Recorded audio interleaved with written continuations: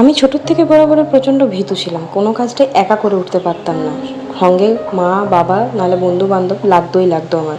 হ্যাঁ, তবে ইউনিভার্সিটির থেকে একটু একটু একা একা চলা, একা সমস্ত কিছু করা, এই সমস্ত জিনিসগুলো শিখেছিলাম।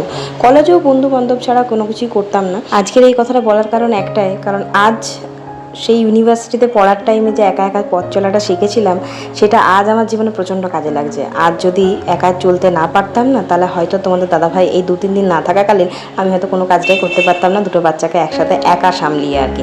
হ্যাঁ, বরাবরই মা একটুখানি হেল্প করে দেয় আমাকে, কিন্তু এবারে মায়ের যেহেতু শরীর খারাপ, মা কোনো কিছুই করে উঠতে পারছিল না, তাই পুরো 3টে দিন আমি একাই কাটিয়েছি। সোমবার সকালবেলা মেয়েকে স্কুল টুল পাঠিয়ে দিয়ে বাড়ির সমস্ত কাজবাজ সেরে প্রায় 9টা নাগাদ মেয়েকে স্কুল থেকে আনতে চলে গেছিলাম। স্কুল থেকে এনে মেয়েকে স্নান টান করিয়ে খাইয়ে দাই একদম টিউশন পড়তে বসিয়ে দিয়েছিলাম। আর টিউশনটা আজকে আমাদের বাড়িতেই পড়াতে এসেছিলো, যেহেতু মায়ের শরীর খারাপ, সেই জন্য মা ওখানে কোনো কিছু করতে পারছিল না।